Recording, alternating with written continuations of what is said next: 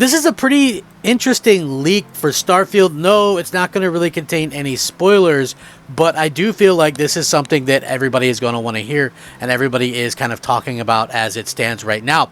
Again, I am very excited for Starfield, and I've been doing, a lot of Starfield content. People seem really to kind of want that type of content, so that's what I'm doing. And I plan on reviewing Starfield. I have early access to it, and so I will give my impressions and things like that. So the Starfield hype does not end here.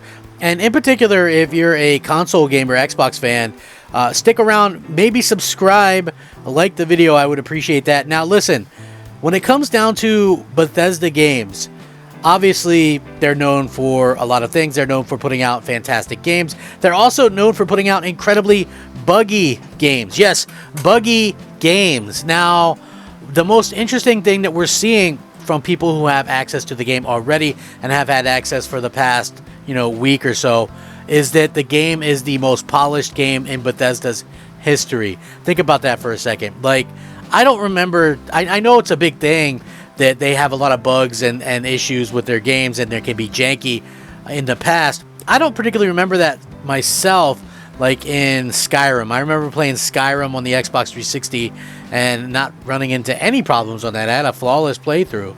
But on the other hand, I know that Skyrim on the PS3 had some kind of memory issue with like the more save files you got, the laggier it got, maybe to the point that your game was running at like 2 frames per second or something. So I know that they do have weird bugs and stuff like that. I think maybe that's more prevalent in Fallout. I don't really know. Maybe you can correct me in the comments below. But anyway, this is according to this leak.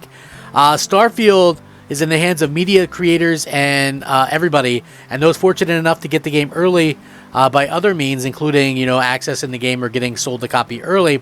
A lot of people are asking, what about the bugs? The bugs, people, the bugs. In the past, we've all been accustomed to and memed about the fact that Bethesda is known for buggy games, but is Starfield going to break the cycle?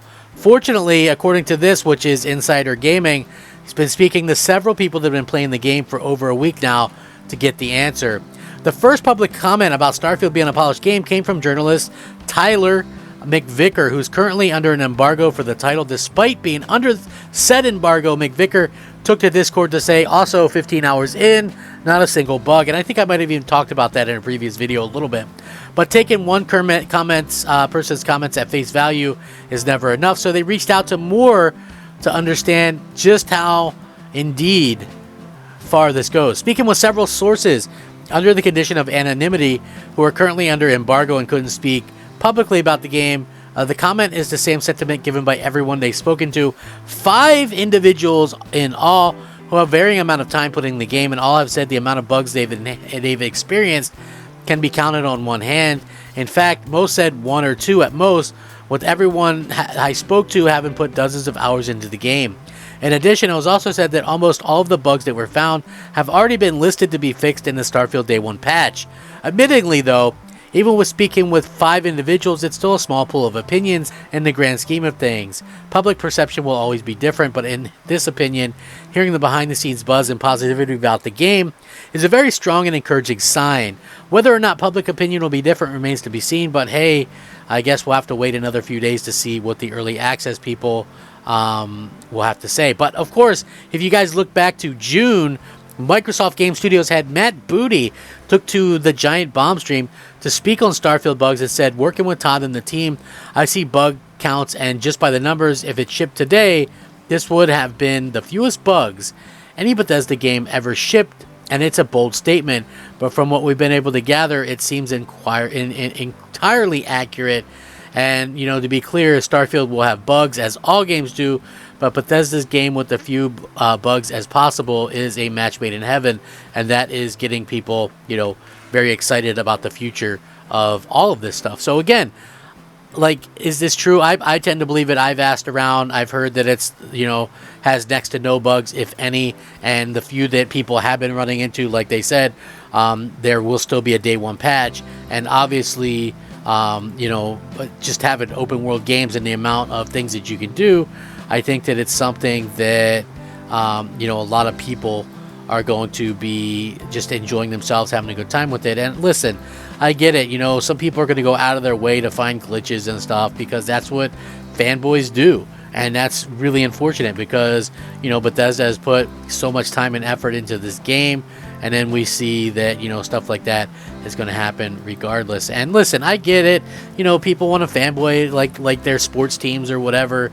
I do a little bit of that as well. But at the end of the day, man, I just have to give props to Bethesda for being able to get out there, get ahead of all this stuff. And Microsoft being the incredible, helpful company that they are. And the reason why I say that is because it looks like for the past year, the game has been playable, but it probably would have been a complete mess last year if it had launched like the original launch date with lots of bugs and things like that. So spending an entire year to polish it and fix the bugs and things like that, I think really go a long way in helping people to understand where Microsoft is at as a company, and just the fact that people are going to have to accept that this isn't the same old Xbox anymore.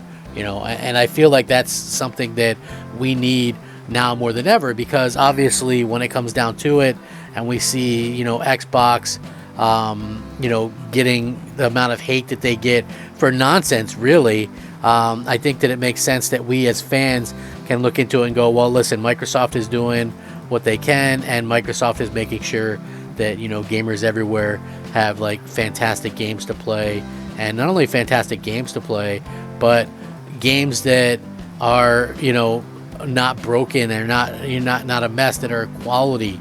And I think that's what we really need to see more than ever from Microsoft. So I hope that continues to be the case, and I know a lot of you are excited for Starfield. I did not spoil anything here.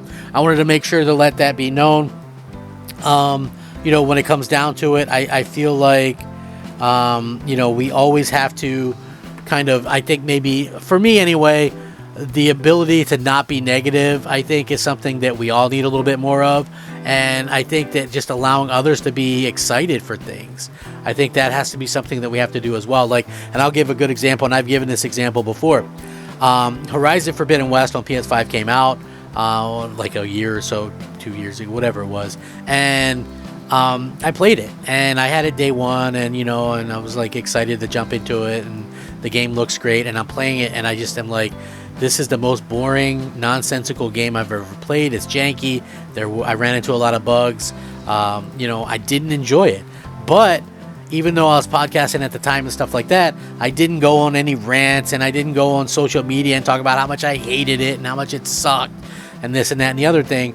I just kind of let it be. And, later on, like over a year later, people asked me what I thought of it, and I was honest about it. But I didn't have to go out there and take a big dump on everybody, ahead of the game, and just go, and try and ruin everybody's fun.